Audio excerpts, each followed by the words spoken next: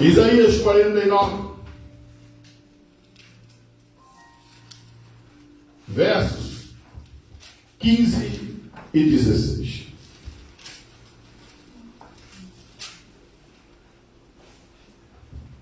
Diz assim: porventura, pode uma mãe esquecer-se tanto do seu filho que cria, que não se compadeça dele, do filho e do seu ventre? Mas ainda que essa se esquecesse dele, contudo eu não me esquecerei de ti. Eis que nas palmas das minhas mãos eu te gravei. Os teus muros estão continuamente diante de mim. Podeis assentar, queridos. O profeta Isaías deixou para nós um legado de 66 capítulos. Às vezes é apresentado como a mini Bíblia do Antigo Testamento. 66 capítulos. E é interessante que esses 66 capítulos é dividido exatamente também dentro de dois aspectos. Os primeiros 39 capítulos apresenta o período profético pela qual se fala ali a respeito de Judá. E a partir do verso 40 fala da consolação, da esperança. É a mini Bíblia que Deus usou o profeta Isaías. Pois a nossa Bíblia contém exatamente assim: 66 capítulos, 39 no Velho e 27 no Novo. Mas hoje eu quero falar desse capítulo 49. Todo o capítulo 49 tem aqui um deleite para a nossa alma, pois Deus usa o profeta Isaías para falar a respeito da nação de Israel. As promessas que Deus tem com essa nação. Só abrindo um adendo antes de entrar na palavra. Olhar para Israel hoje. Essa nação que é hoje. Esse país de primeiro mundo, que exporta produtos produzidos no deserto, que exporta tecnologia para o mundo inteiro. Só Deus faz isso. É de ficarmos perplexos como uma nação que ficou quase 2000 anos andando, errantes, excluídos, perseguidos, desde o ano 70 que Jerusalém foi destruída. Os judeus passaram a ser perseguidos por Roma. Mas o pior estava por vir. Isso faz parte da história, irmãos. E é triste essa história. A partir do quarto século,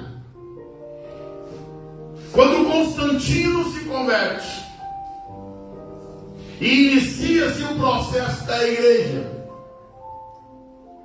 ligada ao Estado. Que tragédia. Quando chega no início do quinto século, apresenta-se que a igreja é o Israel de Deus. E essa teologia foi desenvolvida. A igreja é o Israel de Deus, e a igreja substituiu Israel. E se prega-se então um antissemitismo. A história é horrenda. Alguns papas quiseram vingar o sangue de Jesus e diziam que tinha que destruir os judeus, contrária totalmente ao que a Bíblia apresenta. E por isso eles foram perseguidos, assassinados,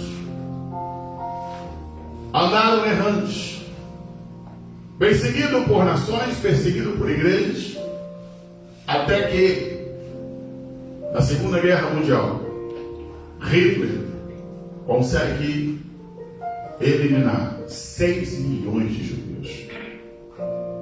E em meio a isso, Deus então ouve o clamor do seu povo. E os escritos proféticos se cumprem. Em maio de 1948 é formado o Estado de Israel. Um dia depois, Israel é atacado pelas nações vizinhas. E Deus dá vitória a esse povo.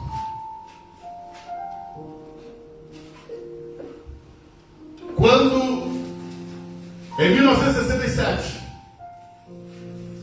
mais de 1,2 milhões de soldados vão para invadir, para varrer Israel da terra. Israel tinha menos de 300 mil soldados. Dava na média de 4 por 1. Não é só de pessoas, de soldados. Quando falamos de componentes bélicos, eu não me lembro agora os números, até porque não faz parte do sermão.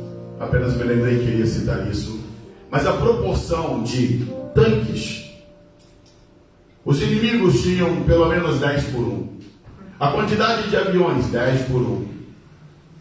Seria um massacre, um extermínio. Sabe como é que ficou conhecida essa guerra? A Guerra dos 6 Dias. Israel abateu o inimigo e venceu, deixando o mundo inteiro perplexo. E ainda ampliou seus territórios. Sabe por quê? Porque Deus tem uma promessa desse povo. Deus tem uma aliança com eles. E ainda vai cumprir o propósito do Senhor. E esse texto de Isaías 49, sim, fala para Israel, mas fala também para nós. É aplicável a cada um de nós. Isaías, ele profetizou 700 anos antes de Cristo. E quando nós lemos aqui a palavra de Deus, estamos vendo aqui, nos prospectos proféticos que Deus usou o profeta Isaías, é quase que como uma leitura de um jornal. Porque Deus, amados, Ele é aquele que está no controle de todas as coisas. Ele é soberano, onisciente, sabe tudo. Quando nós estudamos acerca da pessoa de Deus, o Deus que nós servimos, nós temos um Deus que, como já disse, eu não me canso de dizer, Ele é atemporal, Ele está fora do tempo. Passado, presente, futuro, tudo está na mesma linha para Ele, porque Ele enxerga de fora. É por isso que em Isaías ele diz assim: eu anuncio o fim desde o princípio. É Ele que formou o tempo. E Ele conhece e sabe tudo. Deus, Ele é onisciente, porque sabe e conhece todas as coisas. Mas tem um atributo de Deus que nos deixa assim em êxtase. Ele é onipotente. Oni significa todo. Poder pertence a Ele. Qual é a diferença entre Deus e o homem? O homem, ele tem vontade. O homem até quer fazer as coisas, mas ele é impotente. Como assim, pastor? Eu amo minhas filhas. Quer ver ela rir agora? Eu gostaria muito, irmãos, de pagar uma passagem para Dubai para ela. Tá vendo? Tá morrendo de rir já. Eu não posso. Mas Deus, cada promessa, mesmo que seja a mais exótica que Ele quiser, Ele tem poder para cumprir. Porque Ele tem todo o poder. Glória a Deus. Ele não precisa pegar nem autorização, não precisa pegar conselho, Glória a Deus. e não precisa pedir nada a ninguém. Se Ele falar, meu querido, ninguém atravessa o caminho de Deus, porque Ele é onipotente. Ele tem todo o poder. Ele pode prometer o que quiser, porque Ele vai ter poder para cumprir. Ele pode cumprir. Ele é onisciente, Ele é onipotente, também é onipresente. Essa dá um nó na nossa cabeça, né? Nossa cabecinha pequena, o nosso tic-tac aqui quase que entra em crise. O que é onipresença? Difícil de entender isso. Onipresença significa que Ele, Deus, pode estar em todos os lugares ao mesmo tempo. Não há um cantinho desse universo que Ele não esteja. Quando eu estudava, o professor entrava na sala e dizia: o universo é infinito. Essa é a descrição que se dava para o universo. Mas aí, a Bíblia diz que aquilo que o homem chama de infinito cabe na palma da mão de Deus. Oh, glória. Aleluia. Infinito para os olhos humanos, para Deus, aquilo. Esse é o Deus onipresente. Ele sabe tudo, Ele pode tudo, e Ele está em todos os lugares. Deus, Ele é eterno. E o que é isso, pastor? Eterno. Eternidade é algo que nós também temos dificuldade de entender. A grande questão filosófica pergunta: mas quem criou Deus? De onde veio Deus? Ele não veio. Ele não foi criado. Ele é. Mas como? Dá um nozinho aqui dentro. Mas Ele é eterno. Sempre existiu. Salmo 90 diz assim: de eternidade a eternidade, Tu és Deus. Ele sendo eterno. As narrativas que temos na Bíblia, como é que é Deus na eternidade? Deus, Ele sempre existiu. Mas aí o que Ele faz? Ele cria um tempo para depois criar as coisas e Ele se revelar as coisas. Mas Ele é eterno. A eternidade pertence exclusivamente a Deus. Deus também ele tem um atributo que chama-se imutabilidade. Deus ele nunca tem o que melhorar. Por quê? Porque Ele é perfeito. Ele tem todos os atributos e Ele é imutável. Todos nós passamos por processos de mutabilidade. É fácil. Se eu perguntar para você, claro, se você tem 50 anos, eu te pergunto: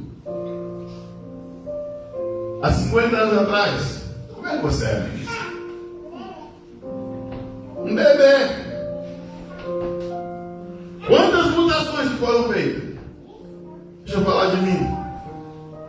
Quando eu me casei, eu era igual aquela música do Rebanhão, né? Eu vesti um paletó de uma lista só. Agora tem espaço para botar não sei quantas listas mais no meu paletó. Sim, eu mudei. Espero que pare por aqui. Não pode. Mas Deus, Ele é imutável, irmão. Ele não muda. Ele não sofre variação. Nós sofremos variações. Tem dia que a gente acorda, está todo feliz, aí recebe uma notícia. Acontece algo, terminamos o dia cabisbaixo, triste, amargurados. Deus não sofre variação nem mudança. Ele é Deus. Imutável. A imutabilidade é algo exclusivamente de Deus. Mas a Bíblia diz também que Deus tem uma coisa chamada infinitude. Essa nem cabe mais entendermos. Quando Salomão foi fazer o templo, na sua oração disse: Senhor, o céu dos céus não te pode conter, devido à infinitude de Deus. Esse é o Deus que nós servimos, irmãos. E é glorioso quando nós olhamos na palavra esse Deus. Paulo ele diz que o homem natural ele não consegue entender as coisas espirituais. E o homem, na sua finitude, ele não tem como entender esse Deus infinito. A nossa mente é pequenina demais. E tudo que eu e você conhecemos de Deus é porque Ele se revelou. É porque Ele manifestou a nós pela sua graça infinita. Porque por nós mesmos, amados, seria inacessível o conhecimento de Deus para nós. Imagine, Daniel, você pegasse a sua filha e levasse ela para uma faculdade de química. Filha, vamos sentar aqui e vamos ouvir uma aula de química. Coloca lá a tabela periódica. O que você acha que ela conseguiria entender ali? Nada. Assim somos nós, amados. Quando falamos de Deus, é como você entrar a primeira vez numa aula de química e está ali o professor falando de todos aqueles elementos e processos, e você fica, abre o olho, né, Sabrina? O que é isso? Escuta, irmãos. Deus, Ele quer se revelar a nós.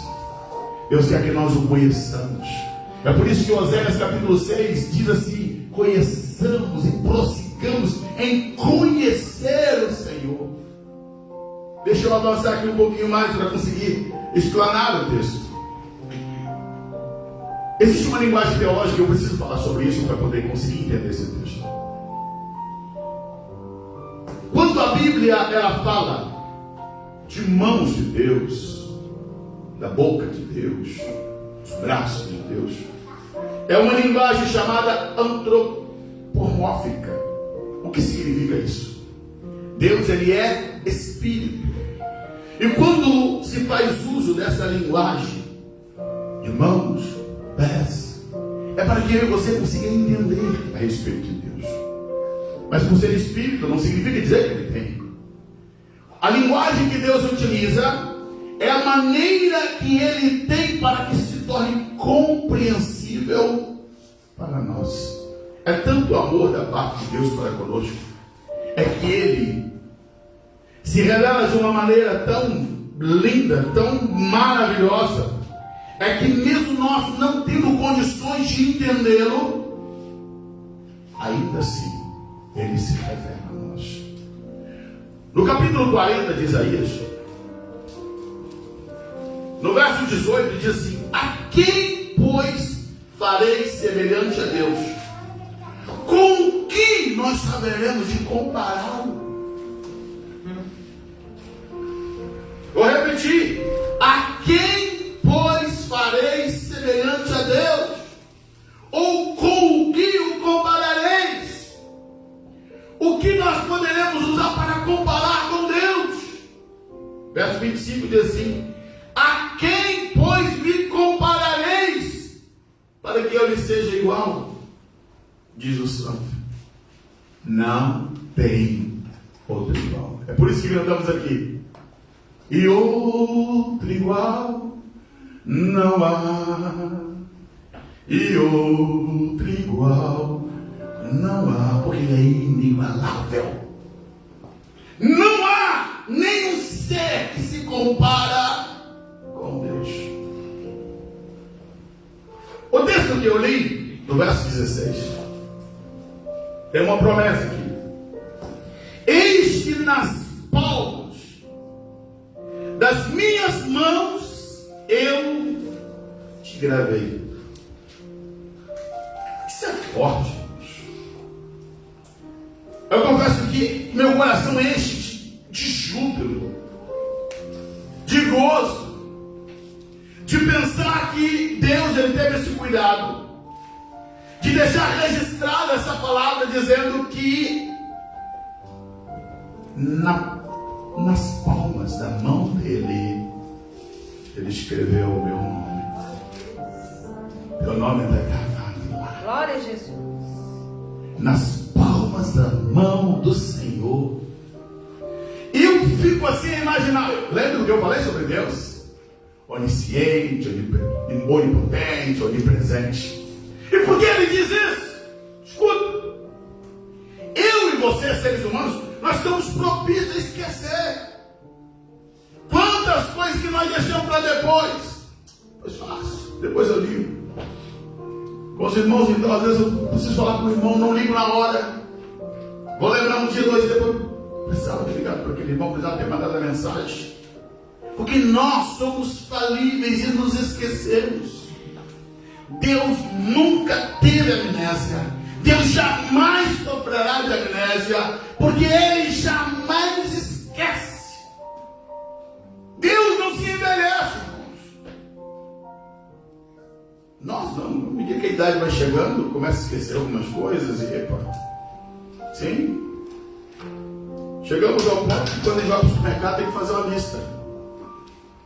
E às vezes com a lista na mão você chega no supermercado, quando chega em casa, esqueci. A máscara no bolso. Minha esposa está querendo fazer sátira ali, mas tá bom. Eu amo você. Porque teve uma vez eu estava procurando sair do carro e estou falando, meu amor, ela teve que contar piada aqui, né?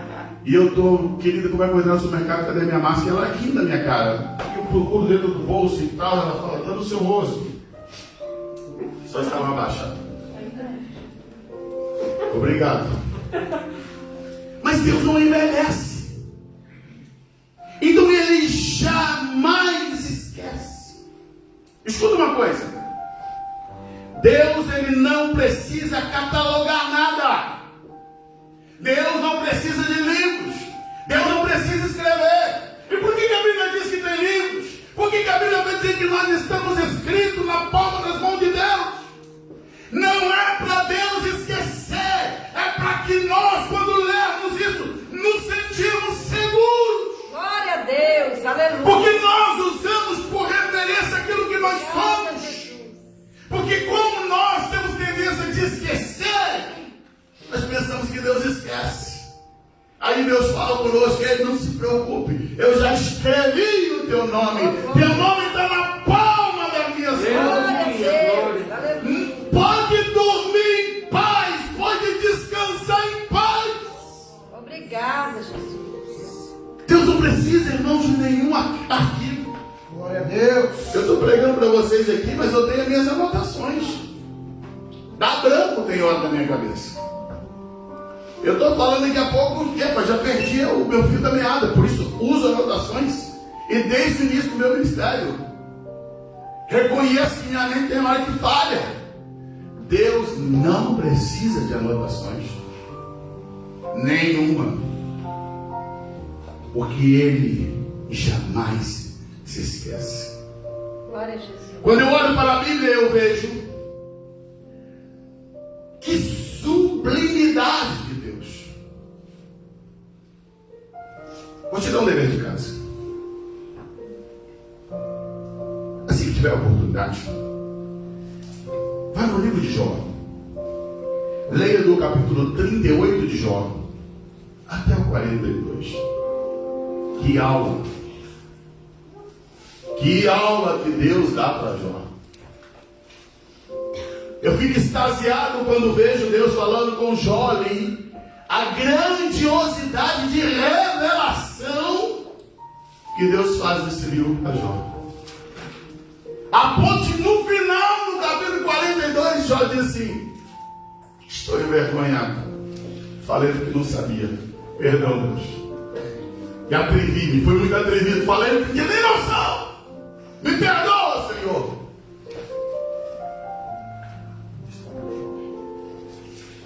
Olha, deixa eu dizer uma coisa. Eu acho que, não sei se você já teve a oportunidade, quando você estudava, de entrar em um laboratório e olhar em algum microscópio. O microscópio é uma coisa interessante. Com o microscópio, você pega uma bandeja, algo que você pode esfregar os olhos, botar aqui, não vê nada. Mas quando você coloca debaixo da lente do microscópio, você enxerga um mundo que aos olhos não podem ver. Por exemplo, Com o microscópio você consegue enxergar fungos, bactérias, vírus. Tudo isso, aos olhos humanos, é impossível enxergar. Não vemos. Sabe como é que funciona para Deus? Ele enxerga tudo nitidamente. Nada é invisível aos olhos dele. Ele consegue ver tudo. Obrigada, Jesus. Mesmo aquilo que somente é enxergado pelo ser humano com microscópio, ele consegue enxergar com seus olhos de graça. Hebreus diz assim: todas as coisas estão nuas e patentes diante dos seus olhos. Eu li um autor que escreveu algo que eu achei muito interessante. Já citei, perdoe minha crise de ouvido, mas eu achei muito lindo. Ele escreveu e disse assim: Deus, na sua visão, é tão forte e tão linda que ele não perde uma formiga no meio de uma carvoraria. Ele consegue enxergar e achar lá. Deus é tudo. Agora o verso 15 que lemos, se você puder acompanhar, diz assim, no capítulo 49, dizemos: porventura, pode uma mãe esquecer-se tanto de seu filho que cria, que não se compadeça dele, do filho do seu ventre? É uma pergunta. Porventura, pode uma mãe esquecer-se do seu filho? A mãe, ela gera a criança no seu ventre, e ela tem um vínculo que é o cordão umbilical, que é cortado quando nasce no sentido físico. Mas aí sempre diz, né? Mãe é mãe toda a vida. O elo emocional do cordão umbilical fica preso. Meu filho tem quase 30 anos e a mãe liga para ele como se fosse uma criança. Já tomou banho hoje? Você comeu? 30 anos vai fazer. E está lá ligando como se fosse o bebezinho da casa. Esse elo, esse vínculo que permanece, que fica. Uma mãe, quando gera um filho, involuntariamente, o seu seio se enche de leite. Ela não quer produzir, isso. E ela amamenta os seus filhos, o seu filho, através do leite na terra. E a Bíblia está dizendo aqui: ainda que essa mãe esqueça do seu filho, e lembrando, para esquecer é difícil, porque uma mãe que amamenta, os seus seios vão sair leite se a criança não mamar. Vai gerar dor nela. Mas a Bíblia está dizendo assim, que ainda que uma mãe esquecesse do seu filho do seu ventre, contudo, eu não me esquecerei de ti. Deus jamais se esquece de você, querido. Essa palavra que Deus quer deixar para você: você é inesquecível para Deus. Você é único para Deus. Ele não nos trata como multidão, não como um pacote, não como o aspecto global, não. Para Deus você tem nome e sobrenome, você tem história, você tem pormenores. Ele te trata individualmente. Aleluia. É tão individual o tratamento de Deus com você, que você tem uma íris dos olhos que só você tem. Com 8 bilhões de pessoas sobre a terra, ninguém tem uma íris dos olhos igual ao seu. Ninguém tem uma impressão digital igual à sua. Não existe. Nem vivo e nem os que morreram. Porque você é único para Deus. Único. E esse tratamento único, queridos, nos coloca numa posição que tem que gerar em nós adoração a esse Deus. Tem que gerar em nós paixão, amor por Ele. Porque Ele nos trata como único. Não somos mais uma multidão. Não somos um pacote. Para muitos políticos, você é apenas mais um eleitor. Ele só faz a conta dele. Eu preciso de X votos para me eleger. E você faz parte do pacote eleitoral desse político. Deus não nos trata assim. Os políticos só vão ter contato com seus eleitores quando está chegando próximo da sua eleição, não é assim? Deus não, querido. Todos os dias Ele prepara para nós, eu disse isso pela manhã hoje, um banquete para que eu e você desfrute do melhor dele. Jesus, ele disse ainda, de uma maneira mais linda ainda, falando assim: Ele faz nascer o sol para o justo e para os injustos. Ele faz com que a chuva caia sobre o justo e sobre os injustos. Isso é o que, queridos? Isso é graça bendita. Isso é amor inefável. Isso é peculiaridade desse Deus, de cuidar, de zelar. Mas tem algumas coisas mais para aprender e deixa eu avançar para nós terminarmos a palavra. Quando Deus fala nesse verso 16 aqui: eis que nas palmas das minhas mãos eu te gravei, me faz me reportar ao sacerdócio. É um sentido figurado. E é lindo quando você lê a história de Israel. Em Êxodo capítulo 28, quando descreve as vestes sacerdotais, é interessante que o Senhor disse, em Êxodo capítulo 28, da seguinte forma, verso 9, escuta. Olha o que diz: tomarás 2 pedras de ônix e gravarás nelas os nomes dos filhos de Israel, 6 dos seus nomes numa pedra e os outros 6 nomes na outra pedra, segundo as suas gerações, conforme a obra do lapidário. Como relevo dos selos lavrarás essas 2 pedras com os nomes dos filhos de Israel, engastadas ao redor em ouro as fará, e porás as 2 pedras nas ombreiras da história. O que é isso, pastor? O sacerdote, ele tinha essas 2 pedras de ônix que ficava aqui, ó, um no ombro esquerdo, outro no ombro direito, e estava nelas contida todas as 12 tribos de Israel, 6 de um lado, 6 do outro. Isso o sacerdote tinha que carregar. Mas também tinha o peitoral do sumo sacerdote.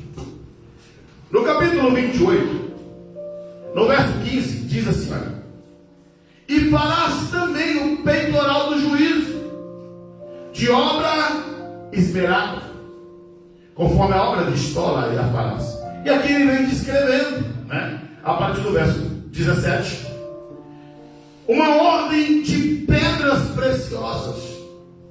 Para resumir, não tenho tempo para ler tudo, você pode conferir na sua casa. Cada pedra preciosa simbolizava uma tribo. Por isso ele trazia no seu peitoral 12 pedras, com cada uma delas representando uma tribo de Israel. E por quê que o sacerdote tinha que carregar isso?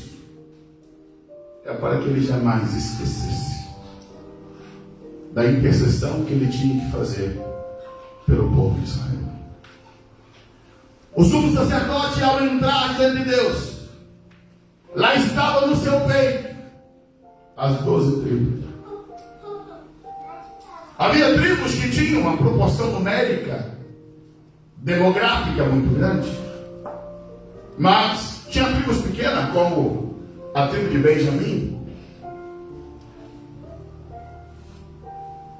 Cada uma delas tinha seu espaço.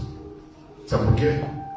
Não é o tamanho, não é a proporção, é a importância que cada um de nós temos para Deus. É assim que Deus nos trata, amados. Não é por quanto que você tem no seu bolso.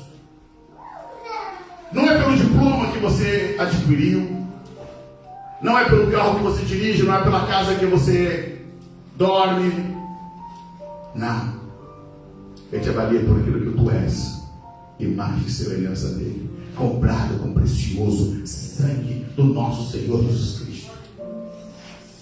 E quando esse texto de Isaías fala de estar gravado na mão de Deus, está escrito na mão de Deus, me fez reportar e lembrar que o sacerdote carrega as tribos com ele para lembrar. Sabe o que Hebreus diz? Hebreus capítulo 4, versículo 14. O escritor de Hebreus diz assim a palavra de Deus: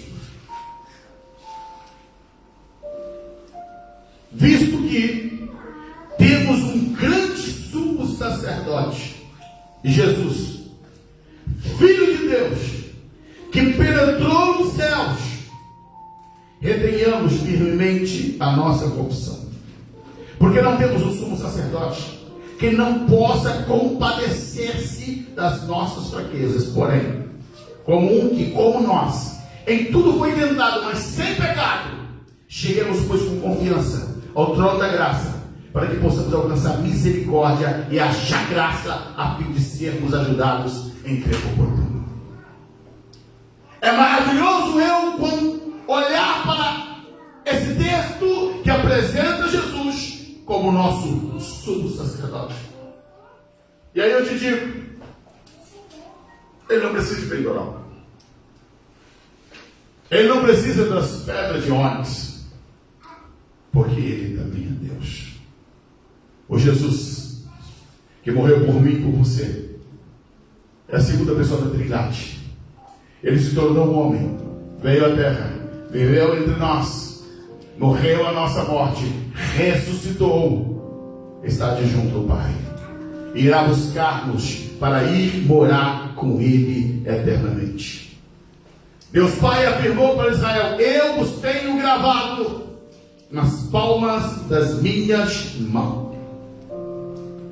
Mas quando Pedro fala a respeito de mim a você, ele diz: sabeis vós que não foste com ouro, com prata ou com pedras preciosas, que fostes resgatado da vossa boa maneira de viver, mas foi com precioso sangue de Jesus. Não foi ouro, não foi prata. Escuta, Deus Pai está dizendo: olha, eis que eu vos escrevi na palma das minhas mãos. Sabe o que eu posso conjecturar e dizer para você? Hoje Jesus diz para você: eu tenho o teu nome escrito através dos cravos que foram cravados. As mãos curadas de Jesus traz a marca do amor dele por mim e por você. Lá nas marcas das mãos de Jesus está cravado o meu pecado, o teu pecado, a minha culpa, a tua culpa, a nossa condenação. Ele hoje expõe as mãos curadas para dizer: você está escrito aqui. É o preço da tua redenção. É o preço da tua salvação. É o preço da nossa salvação. Porque lá na cruz do Calvário, Ele estendeu as suas mãos. E as marcas que Ele ficaram são marcas de amor, marcas de graça, marcas de perdão. Ministério de louvor. Aleluia. Vamos louvar. Ousado amor. Isso tem que estar contigo. Sabe o que Jesus disse a respeito de mim e de você?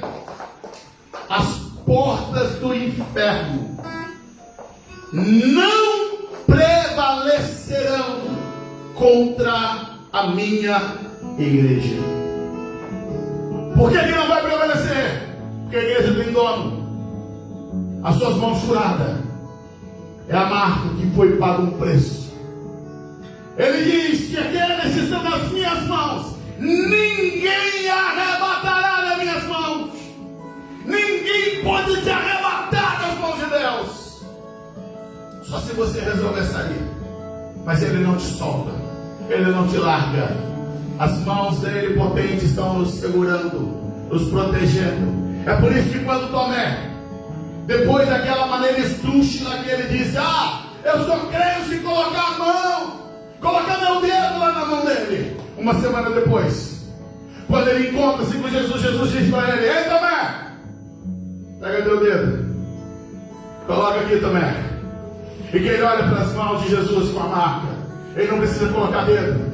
Seus joelhos já balança, ele cai no chão, de joelhos, se prostra e grita: Senhor meu, Deus meu. É isso que Deus quer de nós.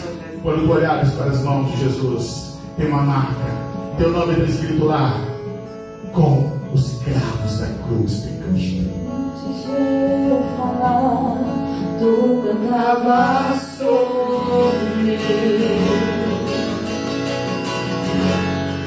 Tu tens sido calma para mim. Antes de eu respirar, sopraste tua vida em mim.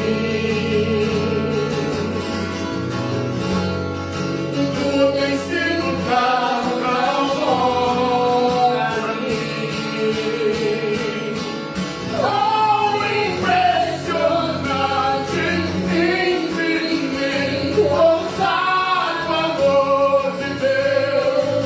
Oh, que me deixa 99 só pra me encontrar. Não posso comprá-lo, nem merecer. Mesmo assim se entregou. Oh, impressionante, infinito, ousado amor de Deus. Inimigo eu fui, mas teu amor por mim.